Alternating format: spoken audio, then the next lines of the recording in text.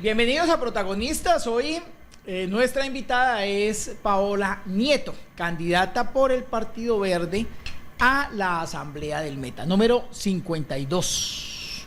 Claro que sí. Buenos días. Sí, que tranquila, con toda confianza. Aquí vamos en directo. Ok, perfecto. Bueno, pues un saludo a todos los que nos están viendo en este momento, a los que nos escuchan. Gracias, Miguel Ángel, por la invitación. Estoy muy contenta de estar aquí porque Miguel Ángel es una persona que lo entrevista a uno muy bien, es muy juicioso en su forma de entrevistar, lo sé porque he visto otras entrevistas y en realidad me siento muy contenta de estar aquí por eso. Bueno, así haya sido cordial conmigo, voy a ser directo y duro. Partido Verde habla en el mundo entero y me llegaron por ahí comunicaciones del exterior en donde también nos ven, donde nos dijeron, oiga, ustedes están hablando de Partido Verde, pero están hablando de petróleo y no están siendo concretos con el reciclaje. Concretamente de Bélgica me dijeron 98.5% de los productos los estamos reciclando acá. Y ustedes no llegan ni siquiera al 10%. Entremos con ese primer tema. Tenemos en Villavicencio una política de selección de basuras en la fuente, o sea, en la casa, pero la recogen en el mismo camión. Sí, eso es gravísimo. El tema del reciclaje es un tema cultural.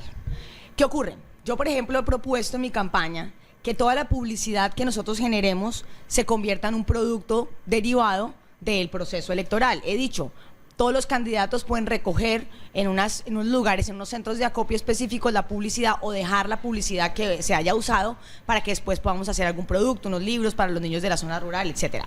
Pero resulta que no hay ni apoyo ni voluntad, no solamente de los candidatos, sino de la ciudadanía en general. Está la ciudadanía consciente de lo importante que es, por ejemplo, dejar de usar el licopor.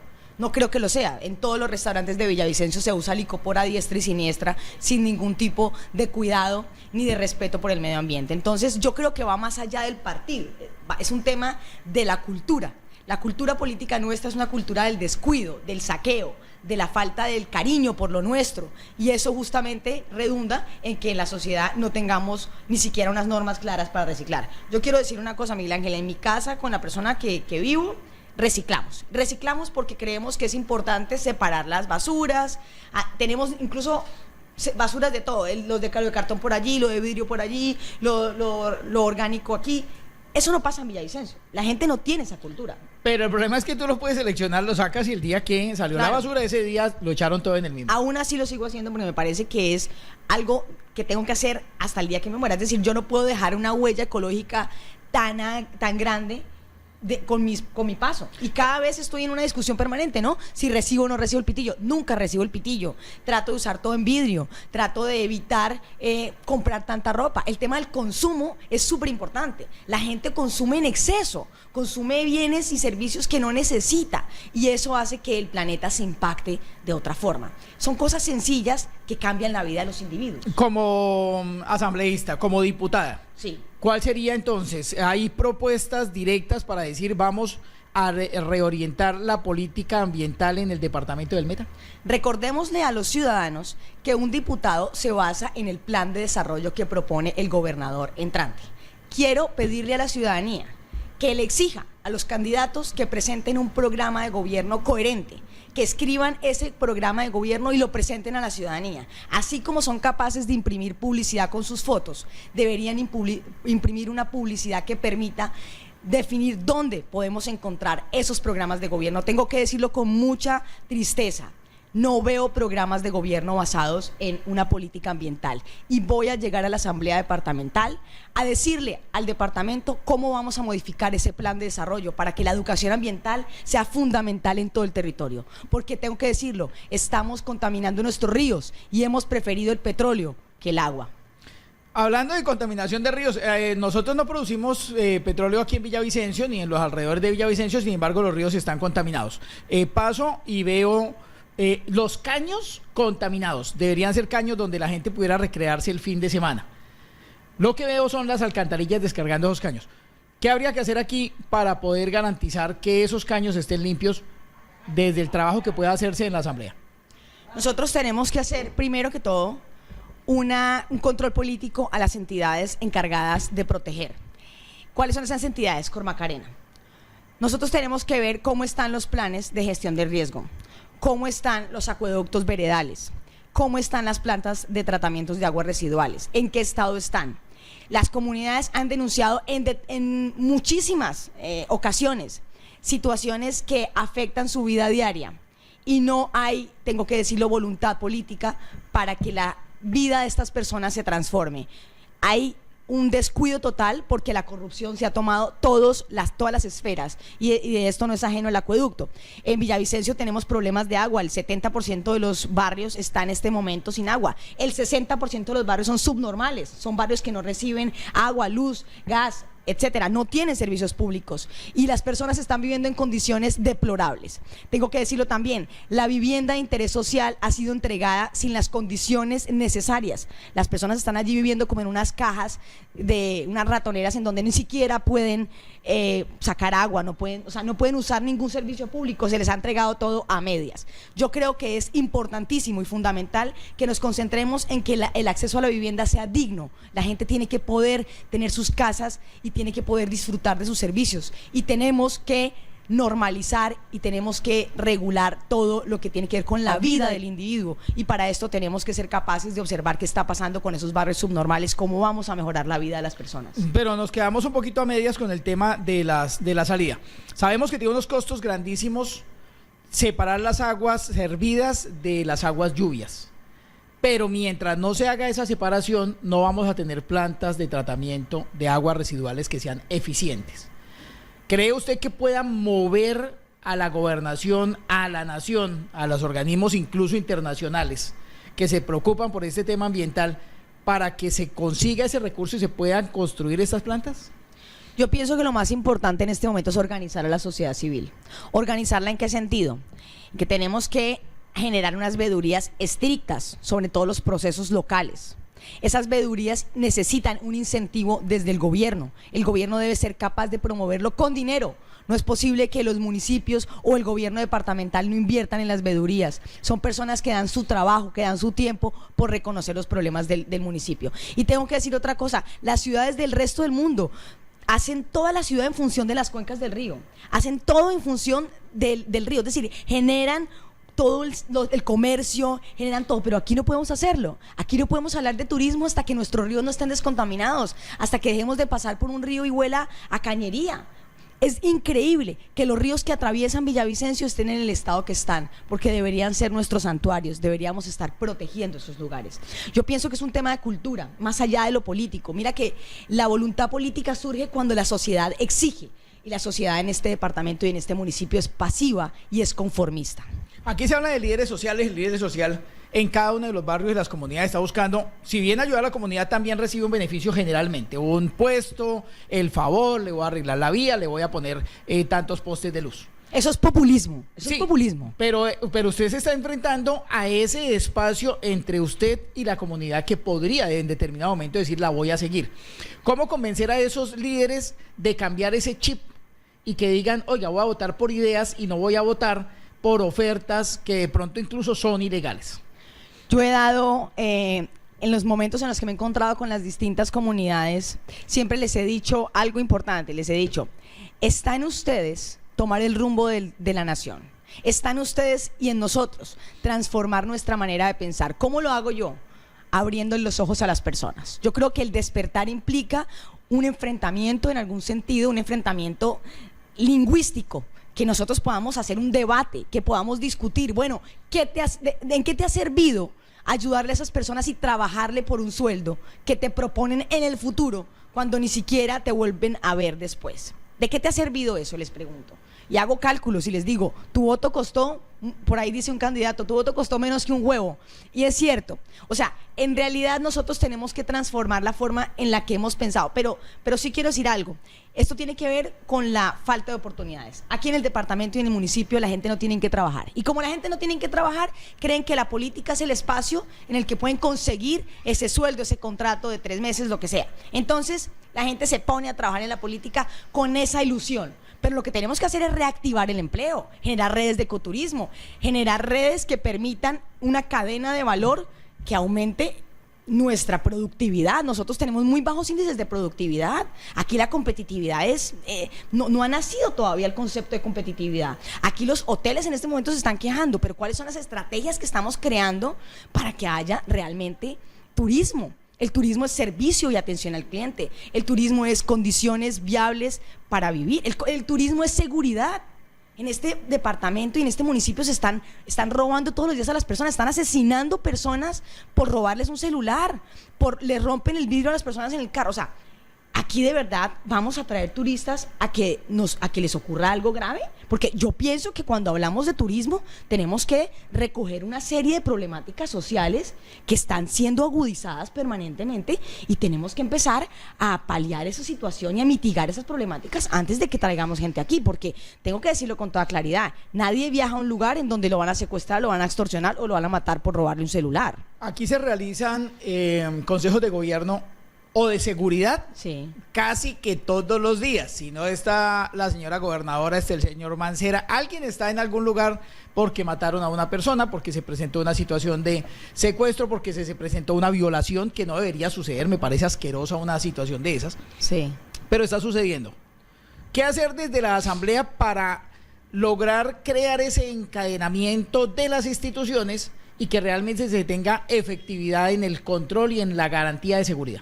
Yo tengo que decir, el gobierno debe ser abierto y transparente. Y abierto y transparente significa que la ciudadanía sepa qué está pasando en esos comités de derechos humanos, qué tipos de denuncias están ocurriendo. Esto se hace a puerta cerrada generalmente, entre algunos miembros de la fuerza pública y entre los mandatarios. Yo creo que esto tiene que ser público y tiene que ser además no solamente público y abierto, sino que debe ser permanentemente explicado por los gobernantes. Una de las cosas que debemos hacer cuando rendimos cuentas es referirnos a los temas más álgidos o los temas más problemáticos de la sociedad. Eso no está pasando cuando rinden cuentas. Cuando rinden cuentas, invitan a sus amigos a que llenen unos listados, hacen un evento cerrado y nadie se entera de nada, solamente sus amigos. No, rendir cuentas es decirle a toda la ciudadanía qué están haciendo con cada peso, cómo se está llevando a cabo cada contrato. Y yo creo que es importante también en el tema de fuerza pública, debo decirlo, que nosotros le hagamos un control político a las fuerzas militares sobre temas de bandas criminales y delincuencia común. Aquí en el departamento hay una organización estructuradísima sobre ese tema. ¿Qué está pasando? ¿Quiénes están al mando de esto? ¿Y por qué no tenemos inteligencia del ejército y de la policía haciendo un acopio de esa información y por qué no nos están dando información veraz? Y tengo que decir otra cosa, no hay garantías electorales en este proceso, en estos comicios, no hay garantías electorales desde el gobierno nacional. Han dicho, no hay presupuesto ni para firma ni para huella, pero debe exigirse esto, porque en el departamento del Meta hay un 76% de transhumancia electoral, es decir, un trasteo de votos. Hay más votos o hay más personas que van a votar que personas que residen en los lugares. Y eso es gravísimo para la democracia. Ahí usted me pone a pensar. Yo les he hablado a ustedes del municipio de Cota. El municipio de Cota es un municipio que funciona como una especie de puerto libre, en donde pues hay mucho empleo porque la generación de empleo se produce a partir de que usted sea residente. Si usted es residente en el municipio, está obligada la empresa que pone la industria a contratarlo. ¿Estaría sucediendo lo mismo aquí en municipios como Castilla, por ejemplo, o como Puerto Gaitán, donde hay petróleo? Lo que sugiero es que el gobierno se haga cargo de los procesos electorales y que dé las garantías suficientes para que democráticamente hagamos una jornada electoral. Porque tengo que decirlo, lo local es lo que genera la política nacional. Es decir, si nosotros en estos comicios electorales no tenemos un control de lo que está ocurriendo, de por qué hay tantas personas de más en ese censo electoral, pues simple y sencillamente no hay garantías para los que estamos presentándonos a la política. Entonces no hay una democracia válida. Y como no hay una democracia válida, pues vamos a poner personas allí en el poder que seguramente están comprando votos. Hay 16 delitos electorales. ¿Qué está pasando? ¿Cómo está el gobierno promoviendo para que las personas hagan vedurías y sean testigos electorales o jurados de votación? ¿Cómo está el gobierno invirtiendo el dinero para que esos 16 delitos electorales se conozcan en todos los rincones del departamento? Yo le hago una pregunta, ¿usted sabe cuáles son los 16 delitos electorales? No, es que no me preocupa solo los 16 delitos, lo que digo es quién los va a investigar. Si en el caso de la policía me dicen que hay 35 policías por turno en el municipio de Villavicencio, a nivel departamento me imagino que el promedio no sube de 70 policías. Entonces, Aquí es la lo que- pregunta... esa es mi preocupación. Se asusta uno más todavía porque dice, bueno, ¿y entonces qué vamos a hacer si no hay quien investigue? Me imagino que lo mismo está la fiscalía y demás. Bueno, usted me dice entonces que está en una situación bien complicada, pero a la vez, digamos que la democracia se ha organizado de manera que haga difícil que los nuevos lleguen. Desde la posición misma en el tarjetón, digamos que el que está tiene una posición privilegiada. Y la forma como está hecho el tarjetón está para que muy fácilmente usted se equivoque. 10 o 15 o 20 veces, según el número de partidos, vuelve a aparecer el listado de rayitas diciendo por quién va a votar usted. Yo digo, debería aparecer los partidos y abajo las 15 rayitas o las 20 rayas o lo que sea para que usted escoja cuál es.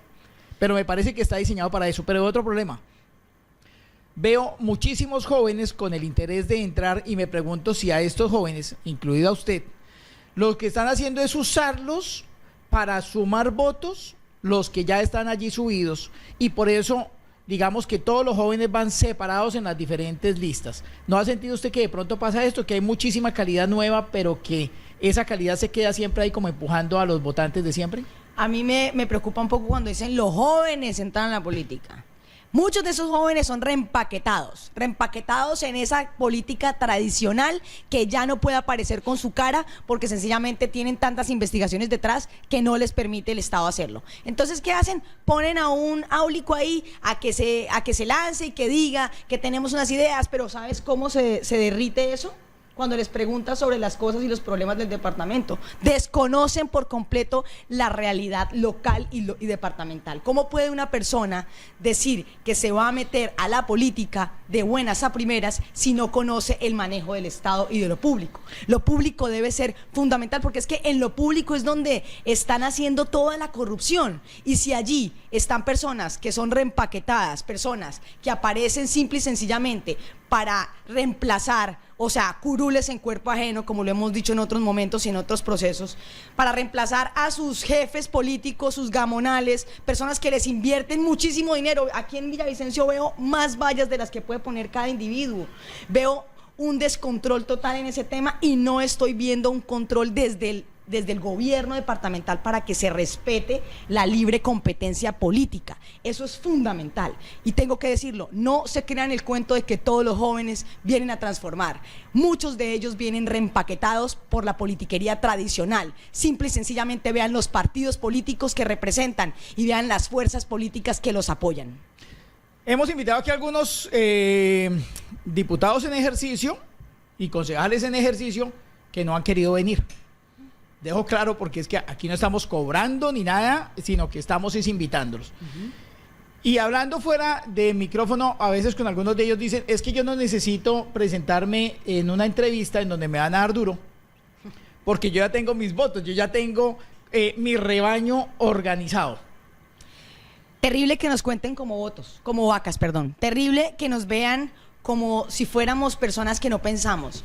Mire, le digo una cosa, el político debe mantener el debate, el político debe ser capaz de encontrarse con otras personas de otros partidos para discutir temas, porque la democracia no es unívoca, la democracia surge del pluralismo, de la capacidad de discutir entre diferentes fuerzas, la divergencia es la que construye el pensamiento. Si estas personas no son capaces de debatir, si estas personas no se ponen en la palestra pública en discusión con otros, ¿cómo vamos a saber que han sido o no eficientes en su trabajo? Yo quiero decirle una cosa, no creo que ninguno de los que está hoy como diputados merezca repetir. No creo que deban repetir porque las ordenanzas que crearon a lo largo de su periodo no redundó en una mejora social, no redundó en un reconocimiento de su trabajo. ¿A quién le reconocemos hoy que haya hecho un trabajo, por ejemplo, para el tema de la vía al llano?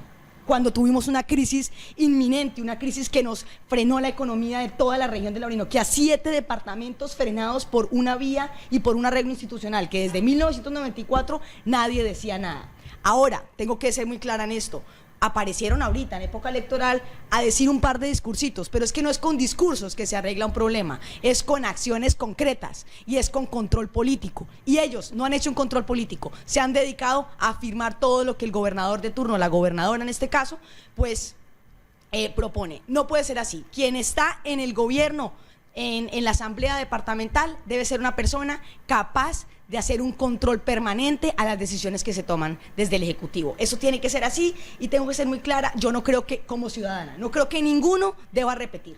No sé por qué no sé por qué se están presentando.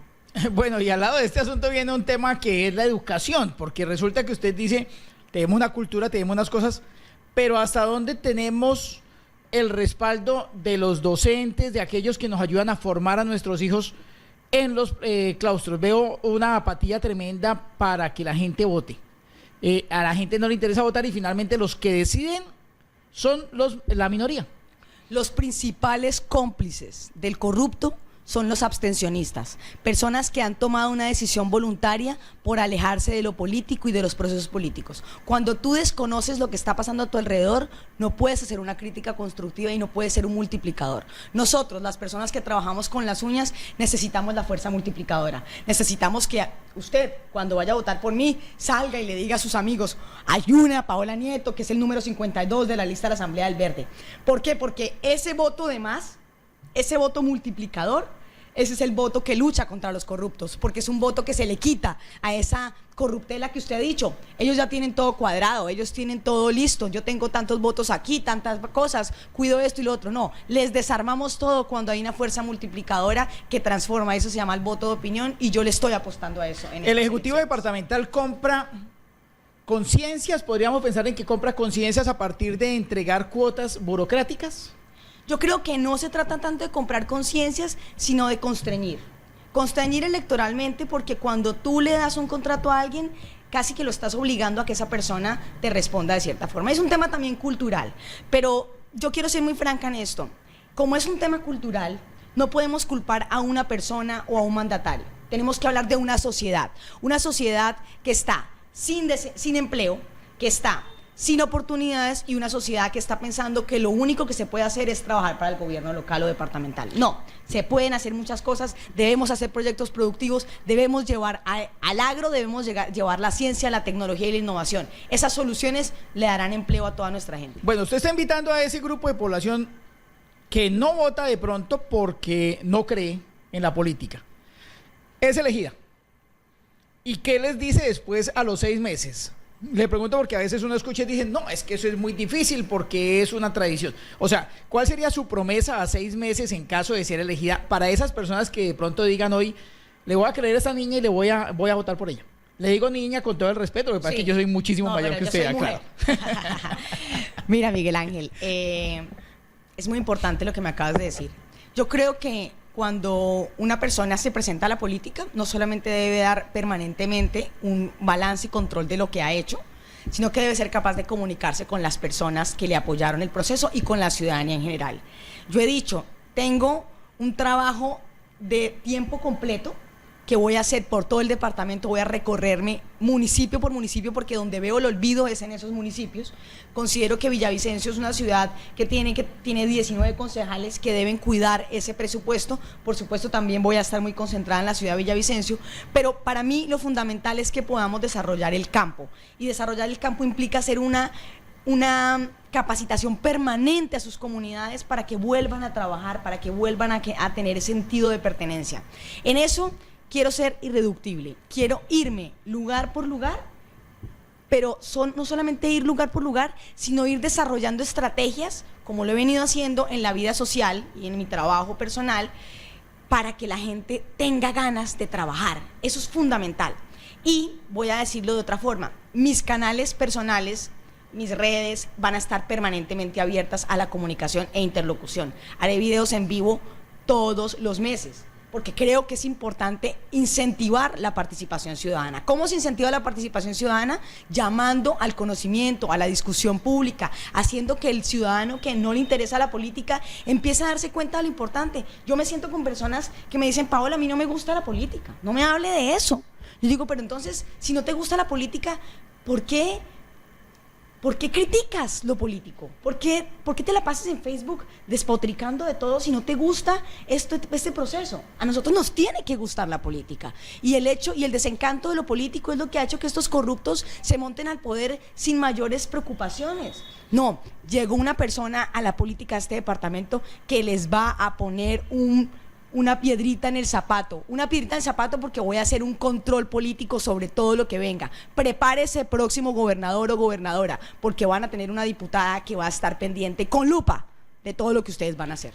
Hablando de sobrecostos en hospitales, estamos hablando de vías mal diseñadas, estamos hablando de plantas de tratamiento, estamos hablando de plantas hortifrutícolas, de centrales de acopio, etcétera, etcétera, que están a medio hacer.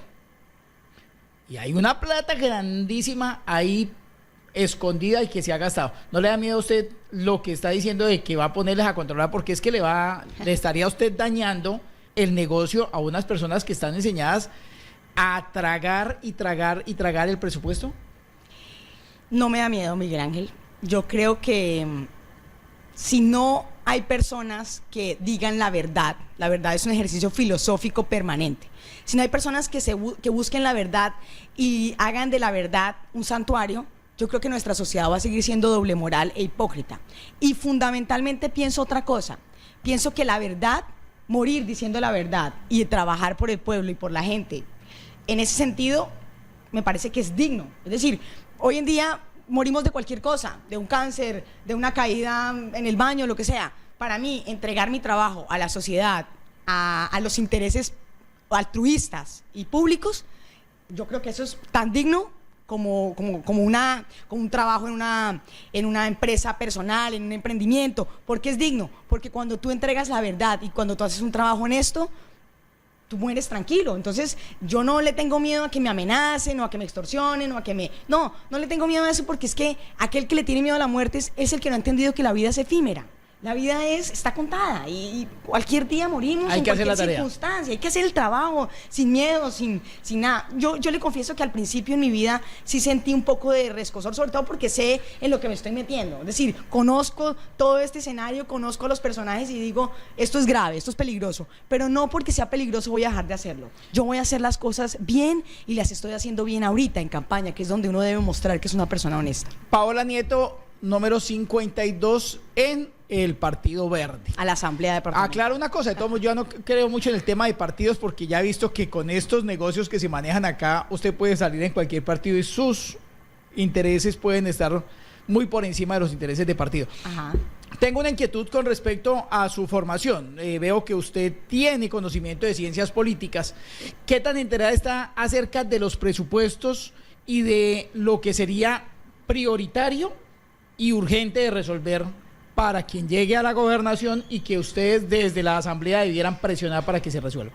Nosotros debemos priorizar recursos desde el Sistema General de Regalías, debemos analizar qué está pasando con los ingresos corrientes del departamento y debemos analizar qué está pasando con el Sistema General de Participaciones, que son ingresos específicos. Es importante también que seamos capaces de hacer un control sobre los organismos o las instituciones descentralizadas, en el caso, por ejemplo, de Cormacarena, entre otros. Entonces, cuando uno reconoce cómo se mueve lo público, entiende que priorizar ciertos proyectos, en el caso de las regalías, hará que el municipio o el departamento tenga mayores ingresos. Eso es lo que debemos hacer, concentrarnos en formular proyectos que realmente tengan un impacto general y que ese impacto sea bien planeado desde el proceso en el que se formula, porque si se formula mal el proyecto, no lo tumban en los OCAT. Entonces, yo creo que es fundamental que hagamos unas entidades encargadas de formular esos proyectos, que no sean funcionarios que entran y salen, porque ellos no van a llevar un acopio permanente del proceso, no, se cortan los procesos. Yo creo que debe haber unas personas que sean desde la academia, tengo que decirlo, desde la Universidad de Los Llanos, que es nuestra universidad por excelencia, y esa universidad debe ser el lugar en donde el pensamiento surge y llega a lo público. Así es que podemos nosotros controlar y mejorar nuestra forma de vivir. Aquí estamos desperdiciando el potencial de las personas. No solo el potencial, estamos desperdiciando mucha plata, porque es que aquí montan un proyecto y a mitad de proyecto se enteran que no era por ahí, que no había vías, que no había tal. El proyecto de 5.000 se convierte en 50.000. Gravísimo. Vamos a estar pendientes de todos sus elefantes. Voy a dar un ejemplo. No puedo creer que la plaza del 7 de agosto todavía no la hayan terminado. Llevamos 10 años haciendo esa plaza del 7 de agosto. Es increíble. ¿Y qué está pasando con esa plata? Pues tenemos que entrar a revisar y hacer un control sobre todos esos procesos. Perfecto. Le dejo los últimos segundos, Paola Nieto, número 52 del Partido Verde, para que convenza a aquellos que no han pensado en votar y que de pronto digan, juguémonos la carta por esta opción, a ver si logramos recomponer la política. Sí hay políticos honestos, sí hay personas con ganas de transformar el departamento, sí hay personas preparadas. Mi nombre es Paola Nieto Guarín y quiero ser su diputada. Muchísimas gracias a ustedes. Nos encantó haber estado hoy reunidos en Protagonistas y seguimos pendientes de la invitación de quienes quieran venir y sentarse a hablar. No mentiras ni propuestas soñadas, sino ubicados en la realidad. A usted, doctora, muchísimas gracias por habernos acompañado. No, Miguel Ángel, a usted. Y a ustedes por habernos permitido entrar en su casa. A todos, muchas gracias.